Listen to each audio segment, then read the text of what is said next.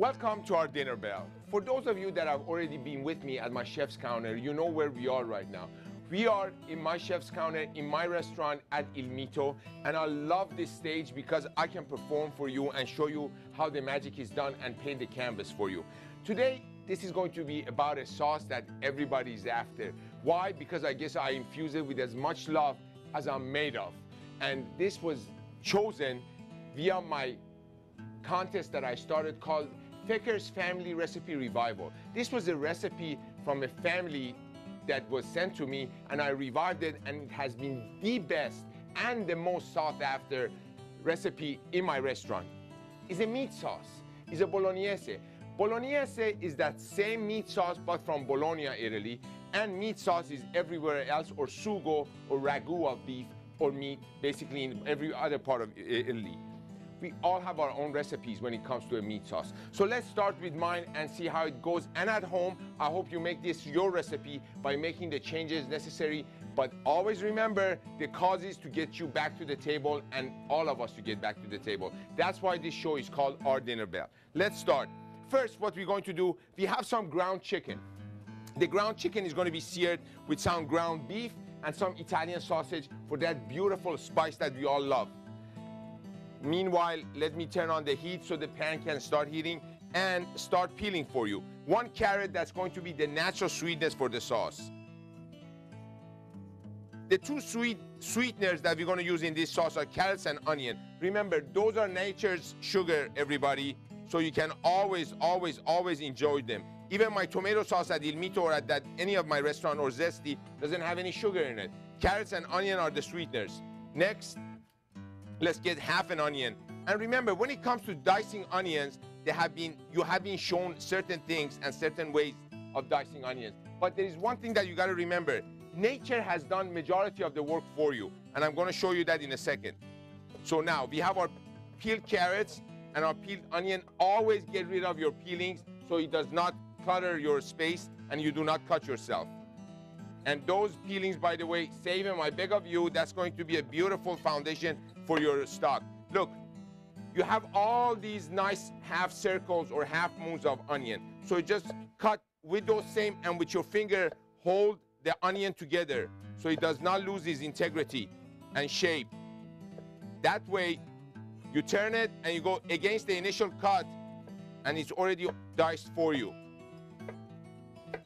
So you do not need to worry about dicing it in a way that there's going to have a chance of cutting yourself. When you get to the end, stop worrying about cutting it that way. Drop it. Now, when you drop it, you have even more solid surface, and the onion is not rolling on you, so you do not cut yourself. We're going to take the onion, and we're going to place it in a plate right in front of us. I chopped a little bit too much. And 1 carrot here. We're going to do the same thing with the carrot. Look at this. We're going to cut the end off. We're going to cut our carrot in half, and again in a quarter. And look what's going to happen. You automatically dice the carrot. The smaller your vegetables, the more flavor they're going to release, and the better sweetness you're going to achieve in a shorter amount of time. There's another trick that I'm going to share with you today, and that is you're going to use a pressure cooker. I cannot live without my pressure cooker. It just takes time and minimizes it. So if it takes me 3 hours to make a meat sauce, I have an amazing meat sauce in 40 minutes. And it's absolutely phenomenal. Now we're also going to use the celery. The end piece cut. And one thing that I want you to remember, peel your celery, because then you're going to expose the pores of the celery, and the celery is going to release its flavor, and you do not have that string that you always bite onto when you don't have. A lot of us don't like celery, including myself, because really the texture, if it's not done right, is not very pleasing. And look at what I'm peeling here. These are all surface of the celery that is the protective skin that you're removing. Now the celery is vulnerable and is going to absorb and is going to release flavor. So we're going to do the same thing as we did with the carrots. 1 cut, another cut in quarters, and we're going to dice.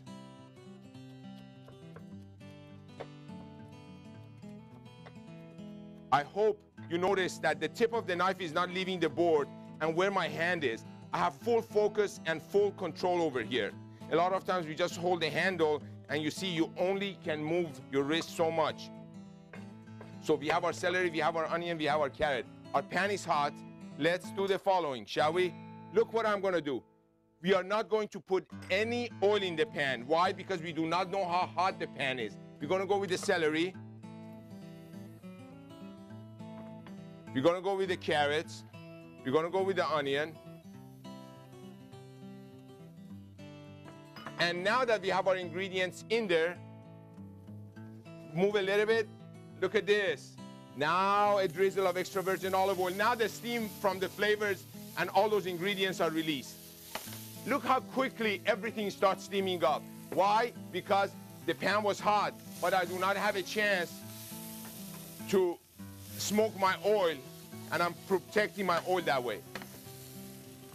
When we come back, I'm gonna show you what's gonna happen to these beautiful caramelized and nicely sweated ingredients. We're gonna take these out of the pan and we're gonna start the meat. So don't go anywhere because you gotta see the next step to believe how simple this thing is. I'll see you in a few.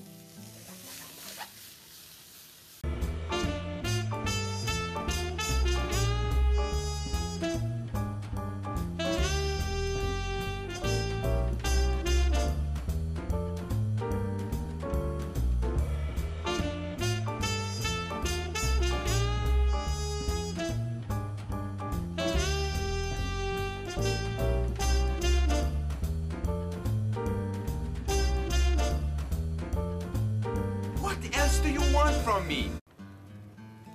So look what happened. Look at this beauty. This is the sweating of the ingredients, which are the sweeteners and also the tang of the celery. And we're going to remove it out of this pan. And we are not going to change pans. We're going to use the same pan. Why? Because you have created so much yum-yums and flavors in the bottom of this pan. Why would you want to change it? You want to keep intensifying those flavors. We have that same pan on the heat.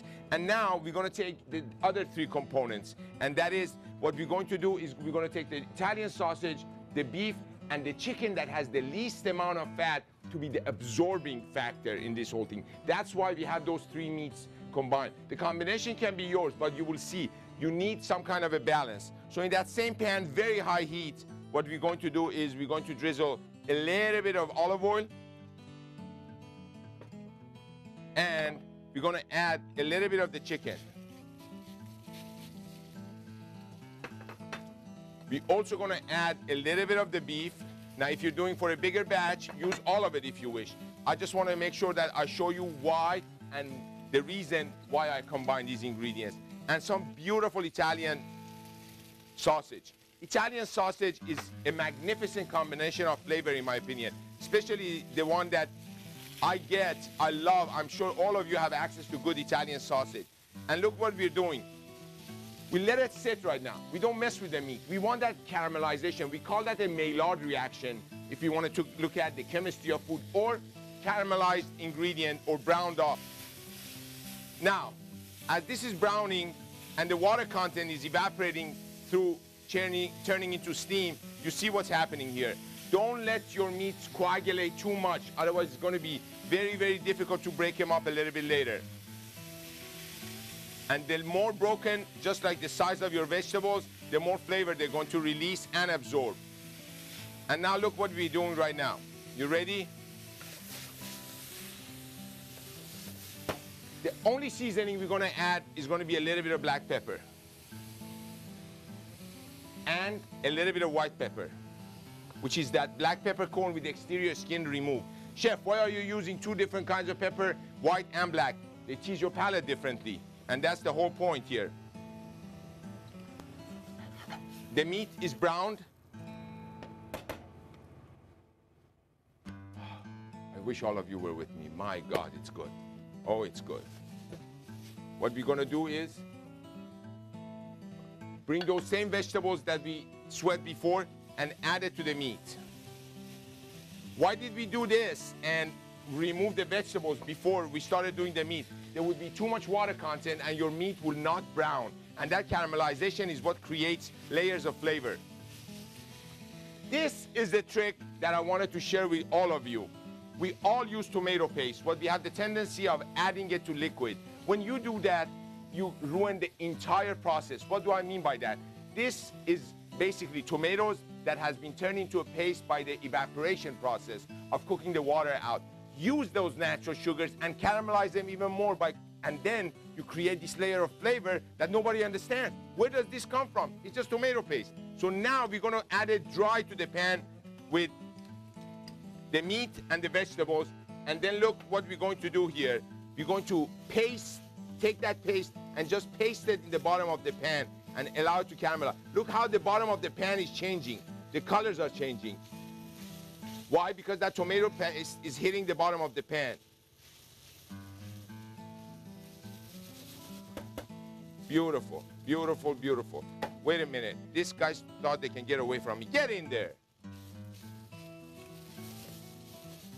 Too much tomato paste is going to be too tomatoey, so maybe that's not what you want. I like it well balanced. Last but not least, we're gonna add our garlic. Now that we have all these ingredients with water in there, our garlic is not gonna burn on us. That way, basically, we are buying an anti-burning insurance policy for our garlic, and that's why we put it in with the other ingredients in there first. So, we have our meat component put together, but the marriage hasn't started yet. They're just beginning to meet each other. We've got to create that marriage. And that marriage is going to happen in the pressure cooker. In 20 minutes, you're going to have a meat sauce you have never tasted before. When we come back, I'm going to go into the pressure cooker, not myself, the meat sauce. And then we're going to cook inside the pressure cooker. With the help of that pressure, we're going to create this beautiful balance of flavor. But before we go, I want you to very nicely, and I know you're drooling. Just watch this. Let's steam away, shall we? And when we come back, I'll see you in a few.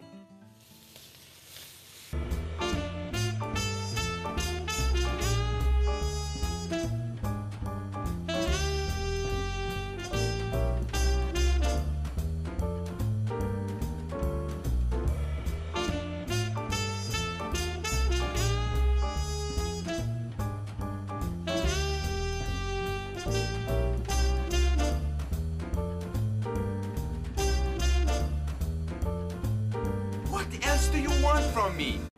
Welcome back, everybody. If you just joined me, which is shame on you, we've been doing a beautiful meat sauce, or referred to also as a Bolognese. This is what I serve at Il Mito all the time. So if you cannot or don't have the time to make it, you know where to eat it. And also, we are cooking at my counter. This is the chef's counter right adjacent to the restaurant, which many of you have seen. Now, this vessel here is called a pressure cooker. All of you are familiar with it. Before, we were very fearful of pressure cookers because the control of that pressure was very difficult, and a lot of times many accidents happen. These days, none of those happen. This vessel has 3 locks. It will lock and it would not allow you to open the top unless the pressure has gone below a specific level. The beauty of a pressure cooker is it takes that steam pressure and forces it back into the ingredient and cooks it more and more and more and much faster. So let's start. Right now the the pressure cooker is heating up. Just a little bit of that tomato paste that we had is gonna go in there first, just a tiny bit. A little bit of olive oil, and I'm gonna glaze that tomato paste first. And I wish all of you could see this, and the glazing process has started. Now my oil is gonna get colored with that beautiful colors of the tomato. No seasoning has been added. Then I'm gonna bring my meat here and I'm gonna slide it in.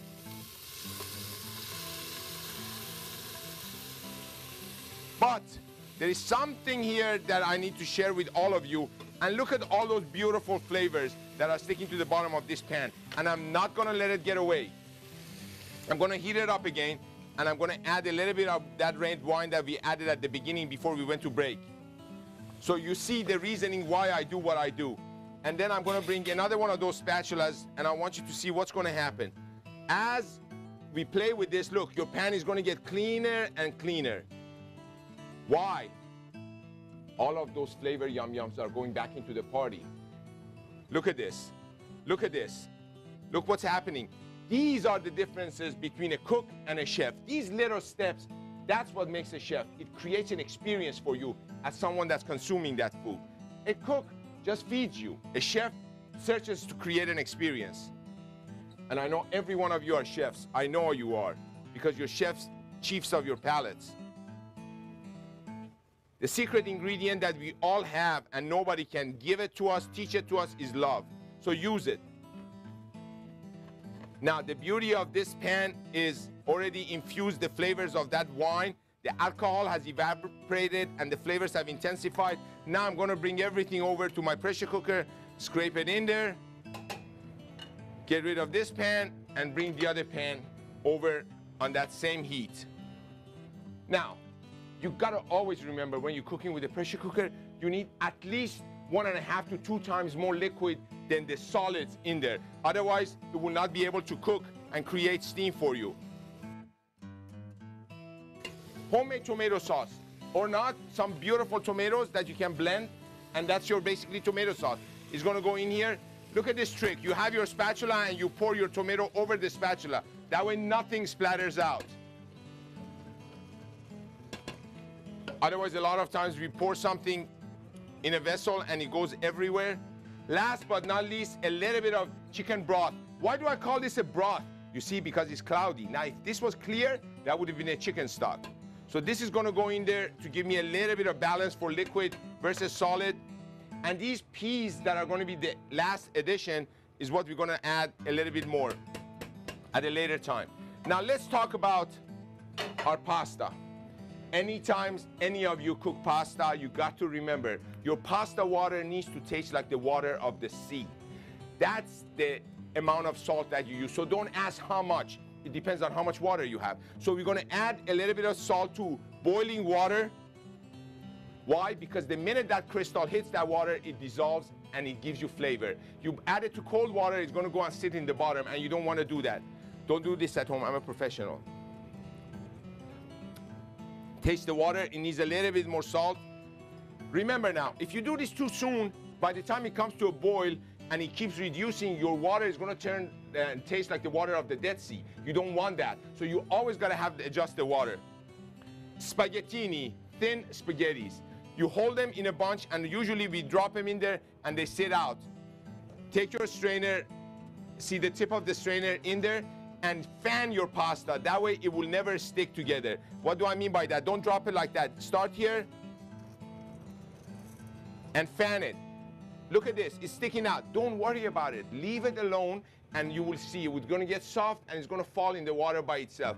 Do not mess with dry pasta the minute you put it in the water. Otherwise you break everything. Let it go. When this comes together, we're going to have our pasta ready. We're gonna have our beautiful sauce ready, and I haven't topped that sauce. Why? Because the steam is just beginning to build. In 20 minutes, we're gonna have an amazing sauce. And I wish every one of you were with me here, but you may not be, but I am in your living room or in your bedroom. Why? Because I love cooking for you. I'll see you in a few. Don't go anywhere. You gotta see this magic come all together and serve for you. See ya.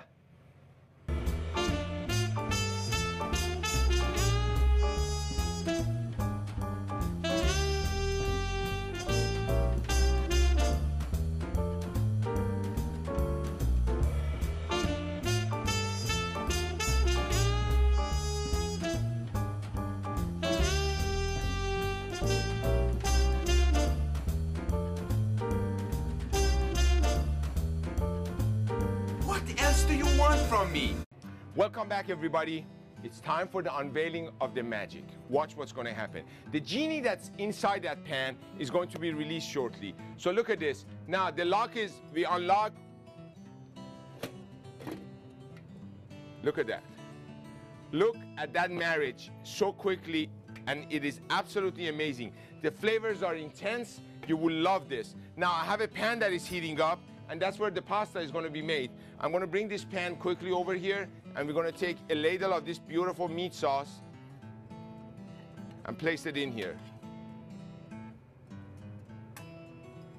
Go back on the heat. The pasta has been cooking and is beautiful, nice, and al dente. Now that it's nice and soft, we go in there with our tongs or a spatula. Now you move it around, and look at this. Nothing is sticking together. The pan is heating up.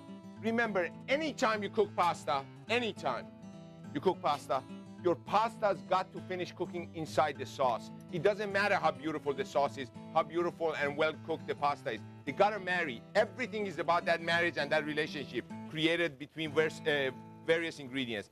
bring it with a little bit of the water. Go back, that wasn't enough. A little bit more in there. Now, last few seconds before we eat together. The peas go in there just to warm up. So every bite is going to be that beautiful release of sweetness from the peas. A quick toss. No butter needed. There's sufficient amount of fat in the Italian sausage. Last but not least, we're going to do the following. When we drizzle olive oil in our pasta, there should be no direct heat because we do not want to introduce it to too much of a high heat. Drizzle of extra virgin, turn off the heat, sprinkle of Parmigiano Reggiano right there, just a little bit, toss. Sprinkle a little bit more, toss. You don't add everything at once. And then now, come to me and drool with me. Pick up the pasta, allow the sauce to fall because it's going to be heavier and it's going to slide off the pasta. You've put the pasta in a nice heap and pour the sauce over it. I know, I feel so bad for every one of you. This is all mine.